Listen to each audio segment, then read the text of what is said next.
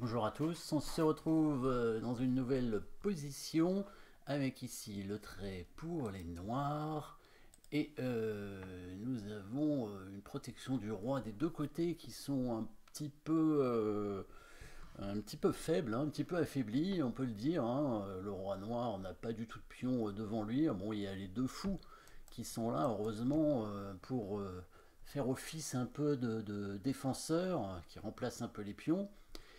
Et le roi blanc qui, lui, a des pions, mais dont les pièces sont pas très bien placées, et surtout les pièces noires sont très actives avec la dame noire en attaque, hein. Il n'y a que le cavalier ici pour défendre, c'est tout.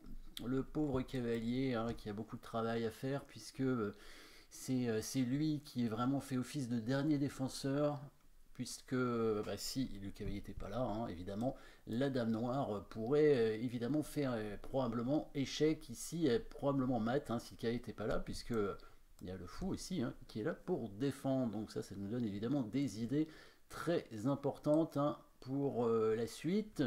Donc protection du roi des deux côtés qui est un peu laborieuse, mais plus du côté blanc, et en plus c'est au noir de jouer.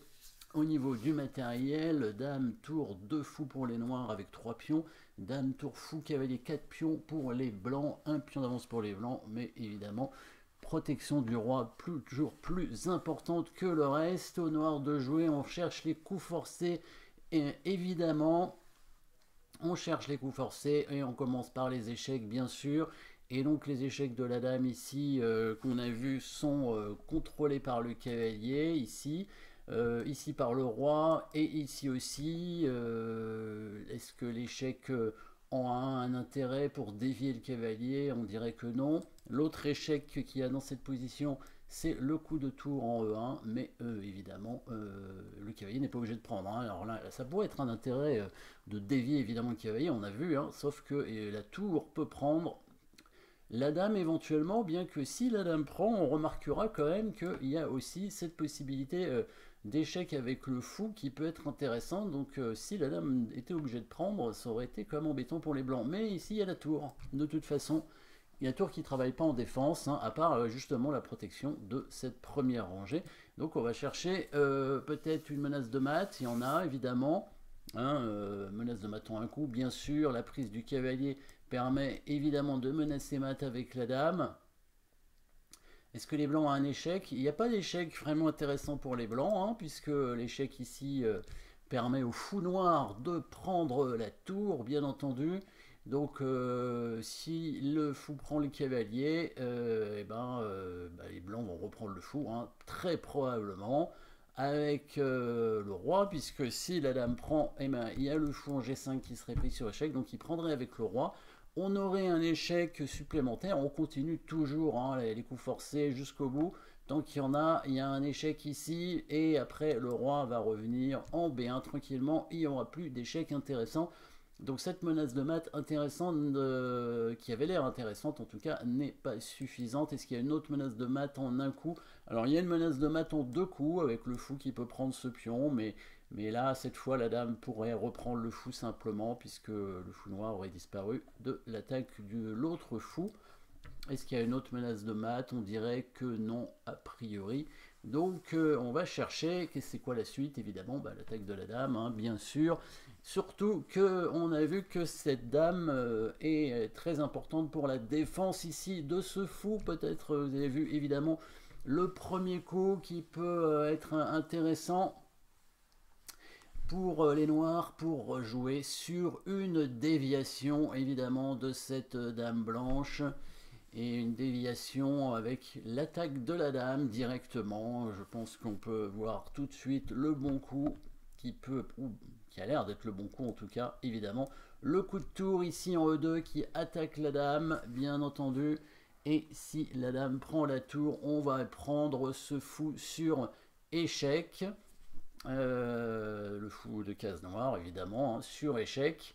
Et on continue la suite. Si le roi bouge, évidemment, en D1, il y aurait directement mat avec la dame. Et si le cavalier couvre, on va faire aussi cet échec avec la dame, hein, puisque c'est protégé par le fou. le roi, l'autre fou, hein, évidemment, le fou de case blanche. Et si le roi vient en D2, qu'est-ce qu'on pourrait faire? Bah, probablement, tout simplement, jouer sur cette tour qui n'est pas protégée. Donc, tour non protégée, hein, il y a la possibilité de gagner simplement une tour, c'est suffisant. Alors, évidemment, on a donné une tour au départ, mais on a pris, bien sûr, un fou, hein, le fou en G5 ici, qui a récupéré la tour en E2, qui, si elle n'est pas prise par la dame, ça oblige quand même la dame à bouger, étant donné qu'on a vu qu'il n'y avait pas d'échec intéressant pour les blancs. Et si la dame bouge, bah, il y a le cavalier qui sera pris par la tour, hein, évidemment.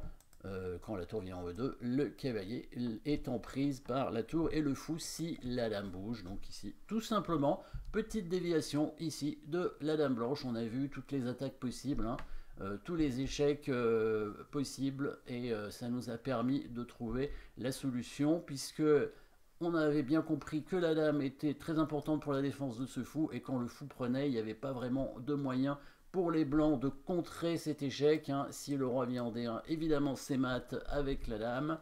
Et si le cavalier donc couvre l'échec, on va simplement faire échec sur la première rangée. On va chercher mieux parce que évidemment on a vu qu'on gagnait la tour, donc qu'on restait avec une pièce de plus et ça nous suffisait pour jouer cette variante évidemment, étant donné que le cavalier est cloué, que les blancs n'ont aucun échec, aucun contre-jeu de leur côté. Mais on peut essayer de chercher mieux, voir s'il y a un mat évidemment.